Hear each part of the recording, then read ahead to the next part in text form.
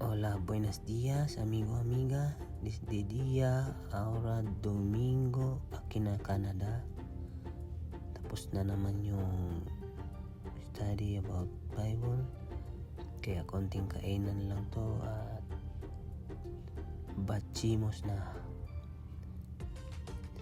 Kasi bukas pakbaka na naman. So, dito kami sa park. Saan lang, malapit lang din kami. Sumaglit lang ako dito kasi magandang view. Pakita ko lang sa inyo guys. Welcome to my channel pala, Butcher's Life in Canada. Wow! So madalian lang to guys kasi malamig din. Yan si Donkey oh. Yan. Yan, magpa-shoutout sana sa voice over ko na lang rating to.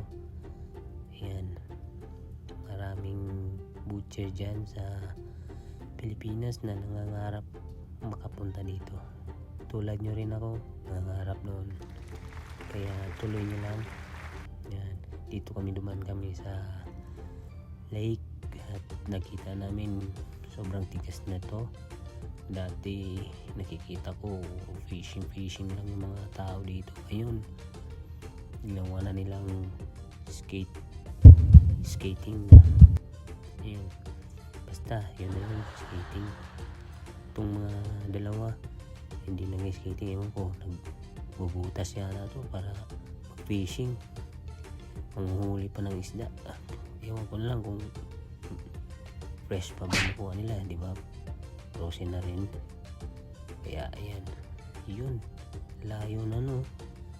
Tinitesting ko lang tong camera. Wow! ko. Layo talaga. Yan.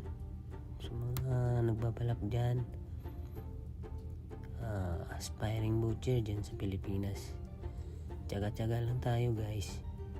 So yun no, uuwi na rin tayo kasi malamig.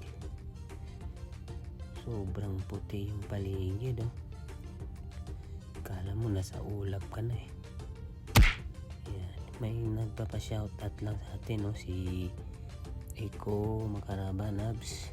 Yan, shoutout sa iyo at sa mga tropa niya dyan sa Taguig Landers OB Department.